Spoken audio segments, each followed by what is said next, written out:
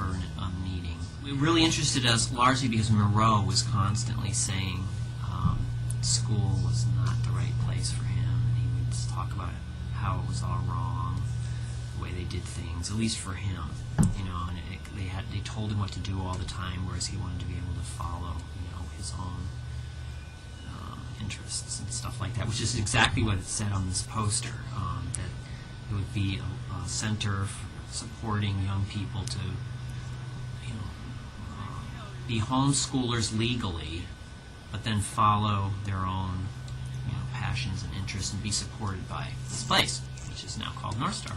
North Star was sort of starting up at the end of the summer after 5th grade.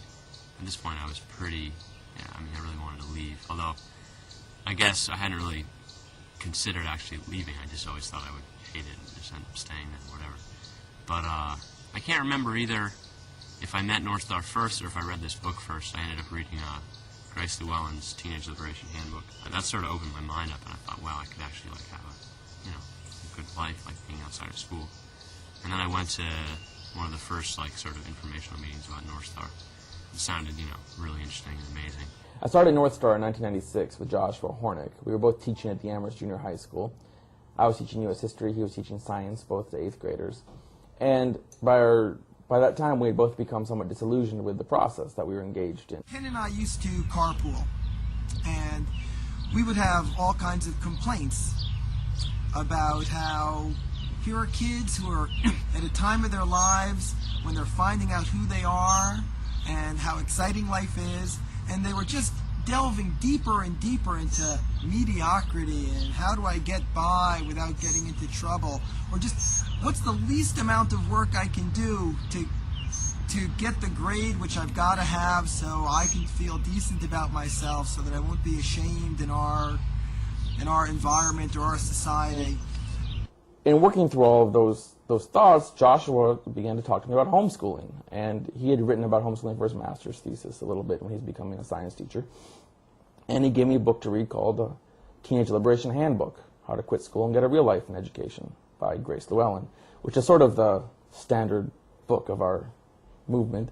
And the book describes the experiences of a bunch of teenagers who never went to school. And lo and behold, they were pretty healthy kids who had interesting lives, animals and computers and theater and art and drama, and they all go off to college or start their own businesses or turn out well. I became pretty convinced that homeschooling was a reasonably healthy thing for a lot of kids who would do it during their teenage years. And I also became educated about homeschooling. I read a lot of books about homeschooling. I began to understand that homeschooling did not mean schooling at home. I understood that homeschooling did not mean parents teaching their children.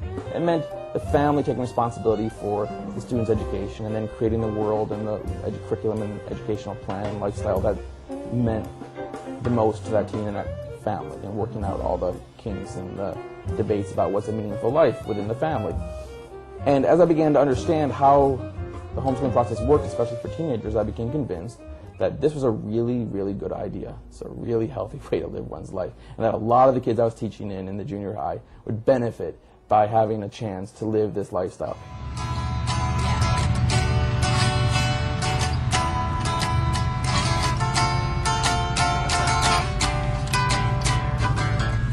Came here, Ken, the director here, he talked to me and he said, well, what do you like to do? And I really, that was probably the first time anyone had asked me that, just because I never thought like that, outside of, so then basically the first year I went here, it was basically, I was looking, just sort of exploring my options and trying to find something that I was really passionate about.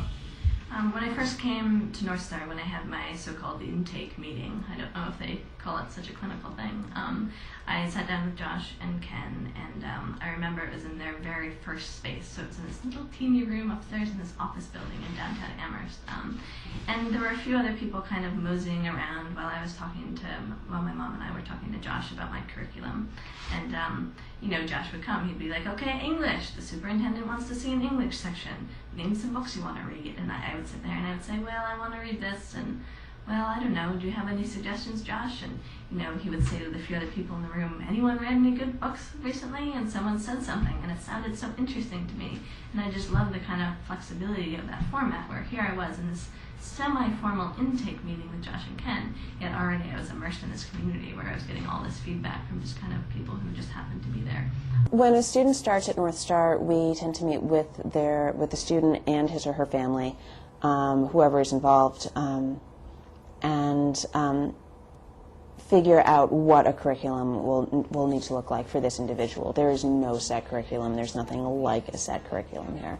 What a lot of people have to do, everyone who's under 16 has to report back to their school systems. So they have to show that they are developing skills in the traditional areas, in math and English and science and social studies, in phys ed.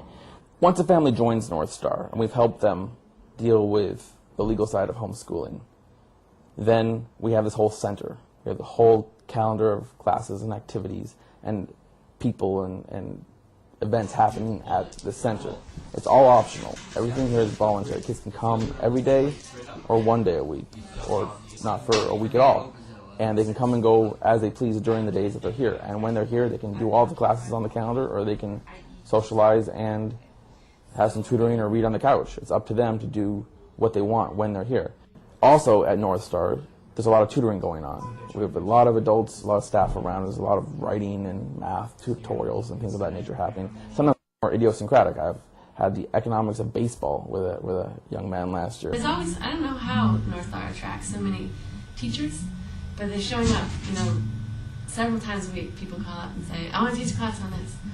We're looking for interns here. And then, we just let everyone know that that's going on. And so sometimes they didn't know they had this interest until someone says, the local radio station just called and they're looking for interns. And someone goes, oh, I kind of like to do that. So they didn't really know that they had interest in radio. And it turns out they enjoy it once they go. You only use the E, which means and if you're adding them together. But if you're taking more. right, so you're just saying native. So if you take them more, okay. Yeah. Do you want to do more time? Or are you cool? Okay. All right. So we can move on to the next page. I think probably a really big difference between high school classes and North Star classes is that if you sat down and watched a North Star class, you probably wouldn't think that it would be really obvious to you that it was a high school class, mostly because of the way the teachers interact with the students.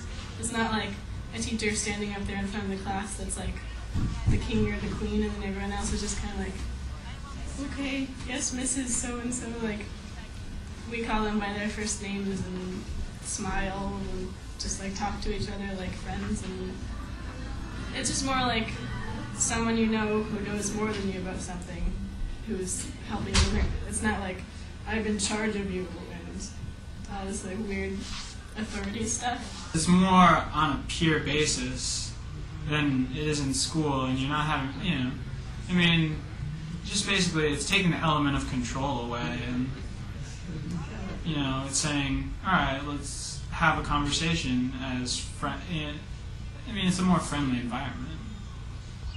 When I taught in schools,